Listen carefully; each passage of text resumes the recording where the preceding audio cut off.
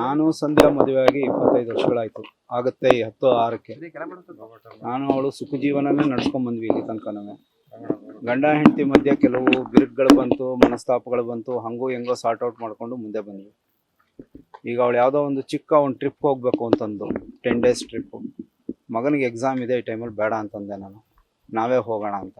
ಇನ್ ಮೀನ್ time ಶನಿವಾರ ಭಾನುವಾರ ನಮ್ಮ ಫ್ರೆಂಡ್ಸ್ಗಳ ಜೊತೆ ಒಂದು ಟ್ರಿಪ್ಪು ಬುಕ್ ಆಗಿತ್ತು. ಎಲ್ಲಿಗೆ? ಧರ್ಮಸ್ಥಳ ಸುಬ್ರಹ್ಮಣ್ಯಕ್ಕೆ. ನಿಮ್ಮ ಫ್ರೆಂಡ್ಸ್ಗಳ ಜೊತೆ ಬರ್ಬೇಕಾ, ನಮ್ಮ ಫ್ರೆಂಡ್ಸ್ಗಳ ಜೊತೆ ನೀವು ಕಳಿಸಲ್ಲ ಅಂತ ಜಟಾಪಟಿ ಶುರುವಾಯಿತು. ಅದು 18ನೇ ತಾರೀಕು ಸಾಯಂಕಾಲ 5:15 ಶುರುವಾಗಿದ್ದು 6:45 ತನಕ ಬಂತದು. ಕೊನೆಗೆ ನನಗೆ ಫ್ರಸ್ಟ್ರೇಟ್ ಆಗಿ ನೀ ಏನಾರು ಮಾಡ್ಕೊ ಹೋಗು ಅಂತ ಅಂದ್ಬಿಟ್ಟು ಯಾವುದೋ ಒಂದು ಸಿಚುಯೇಷನಲ್ಲಿ ಆ ಮೊಬೈಲ್ನ ಮನೇಲಿಟ್ಟೆ ನಾನು.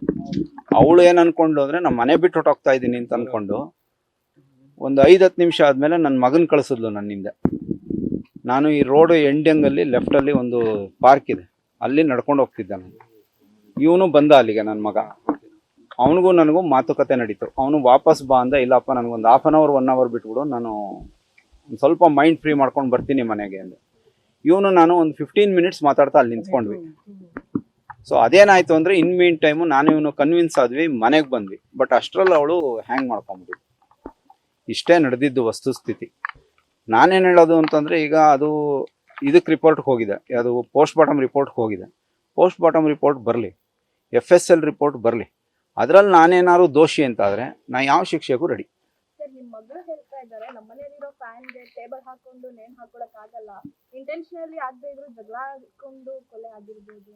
ಕೊಲೆ ಮಾಡುವಂಥ ವ್ಯಕ್ತಿ ನಾನಾಗಿದ್ರೆ 24-25 ವರ್ಷ ತಡೀತಿರ್ಲಿಲ್ಲ ನಾನು.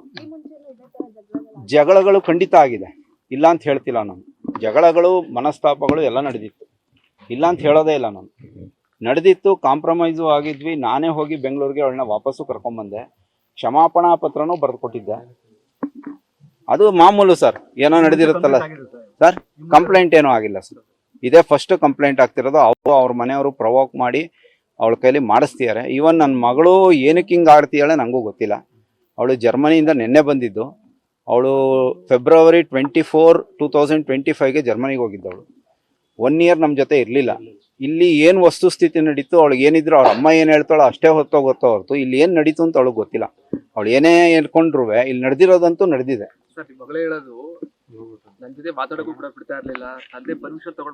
ಸರ್, ನಾನು ಡೈಲಿ ನಗರಕ್ಕೆ ಟ್ರಾವೆಲ್ ಮಾಡೋದು ಸರ್. ಬೆಳಗ್ಗೆ 7:30 ಟ್ರೈನ್ಗೆ ಹೋದ್ರೆ ನಾನು 3:30 ತಿರುಪತಿಗೆ ಬರೋದು ವಾಪಸ್. ಕಂಟ್ರೋಲ್ ಅಂದರೆ ಎಲ್ಲಿ ಇಟ್ಕೊಂಡಿರ್ತೀನಿ ನಾನು? ಕಂಟ್ರೋಲ್ ಅಂದರೆ ಯಾವ ಥರ? ನಾ ಮೊಬೈಲ್ ಎತ್ಕೊಂಡು ಹೋಗ್ತಾ ಇದ್ದೀನಾ? ಈವನ್ ಅವಳು ಕೀಪ್ಯಾಡು, ಅವಳು ಓನ್ ನಮ್ಮ ಮನೇಲಿ ಒಂದು ಪ್ಯಾಟ್ರನ್ ನಾನು ಮಾಡ್ಕೊಂಡ್ ಬಂದಿದ್ದೇನು ಅಂದರೆ, ನಮ್ಮ 4 ಜನದ್ದು ಕೀಪ್ಯಾಡ್ ಪ್ಯಾಟ್ರನ್ನು ಒಂದೇ ಇರಬೇಕು. ಯಾಕೆಂದರೆ ಕ್ಲಾರಿಟಿ ಇರಬೇಕು, ಯಾರ ಫೋನ್ ಯಾರು ಯೂಸ್ ಮಾಡ್ಬೋದು. ಆ ಥರನೇ ಇದ್ದಿದ್ದು ಇಲ್ಲಿ ತನಕನೂ. ಅವಳು ಪ್ಯಾಟ್ರನ್ ಚೇಂಜ್ ಮಾಡ್ಕೊಂಡ್ಳು. ಹಂಗಾರೆ ಅವಳಿಗೆ ಯಾರಿಗೆ ಫೋನ್ ಮಾಡಿದಾಳೆ ಅಂತ ನಾ ಎಲ್ಲಿ ಹಿಂಗೆ ನೋಡಲಿ? ನಾನು ಹೆಂಗೆ ಕಂಟ್ರೋಲ್ ಮಾಡಲಿ? ಈಗ ನಾ ಕಂಟ್ರೋಲ್ ಮಾಡ್ತೀನಿ ಅನ್ನೋ ಥರ ಆಗಿದ್ದಿದ್ರೆ ಈಗಿರೋ ಪ್ರಾಪರ್ಟಿಲೆಲ್ಲ ಅವಳದೇ 90% ಪ್ರಾಪರ್ಟಿ ಇರೋದು, ಅವಳ ಹೆಸರಲ್ಲೇ ಇರೋದು, ನನ್ನ ಹೆಸರಲ್ಲಿಲ್ಲ. ಈ ಮನೇನೂ ಅವಳ ಹೆಸರಲ್ಲೇ ಇರೋದು. ಅಲ್ಲಲ್ಲ, ಆರೋಪಗಳಿಗೆ ನಾವು ಪ್ರತ್ಯಾರೋಪ ನಾವು ಹೇಳ್ಬೋದಲ್ಲ. ನನಗೆ ಸಮಜಾಯಿಷಿ ಕೊಡೋಕೆ ಟೈಮ್ ಇದೆಯಲ್ಲ ನನಗೆ. ಈಗ ನೀವು ಆರೋಪ ಮಾಡಿದ ತಕ್ಷಣ ಅದು ಅಲ್ವಲ್ಲ. ಈಗ ನಾನು ಕಂಟ್ರೋಲ್ ಮಾಡ್ತಿದ್ದೀನಿ ಫೋನ್ನ ಅಂದರೆ ಫೋನ್ನ ಕಿತ್ಕೊಂಡು ನಗರಕ್ಕೆ ಹೋಗ್ತಿದ್ದೀನ ನಾನು? ಬೇರೆ ಕೀ ಪ್ಯಾಟ್ರನ್ ಹಾಕ್ಬಿಟ್ಟು ಇಟ್ಬಿಟ್ಟು ಹೋಗ್ತಿದ್ದೀನ ಅವಳು ತೆಗಿಯಕ್ಕಾಗದೇ ಇರೋ ಥರ? ಇಲ್ಲ ವಾರ್ಡ್ರೋಬಲ್ಲಿ ಇಟ್ಬಿಟ್ಟು ಹೋಗ್ತಾ ಇದ್ದೀನ? ಸರ್, ಯಾವಾಗ ಅಂದರೆ ಯಾವಾಗಲೂ. ಈಗ ಅವಳು ಇನ್ನೊಂದು ಹೇಳಿದ್ದು ನನ್ನ ವೈಫು ನನಗೆ, ನಾನು ಅಮ್ಮ ಮಗಳನ್ನ ಬೇರೆ ಮಾಡೋಕ್ಕೋಸ್ಕರನೇ ಜರ್ಮನಿ ಕಳಿಸಿದಂತೆ ನಾನು. ಅವಳು ಮೈಂಡ್ ಸ್ಟ್ಯಾಂಡ್ ಇದ್ದಿದ್ದು ಅಮ್ಮ ಮಗಳನ್ನ ಬೇರೆ ಮಾಡೋಕ್ಕೋಸ್ಕರ ಜರ್ಮನಿಗೆ ಯಾರು ಕಳಿಸ್ತಾರ ಅಷ್ಟೊಂದು ಖರ್ಚು ಮಾಡಿಕೊಂಡು?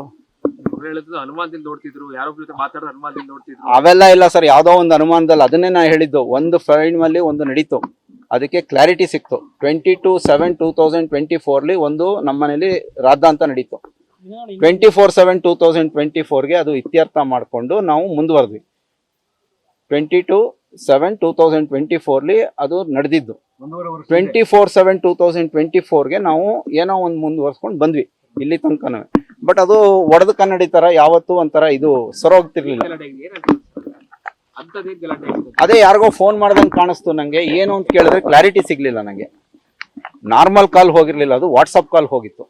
ಸೊ ವಾಟ್ಸಪ್ ಕಾಲ್ ಹೋದ್ರೆ ಏನು ಡೀಟೇಲ್ಸ್ ಸಿಗಲ್ಲ ಅಂತ.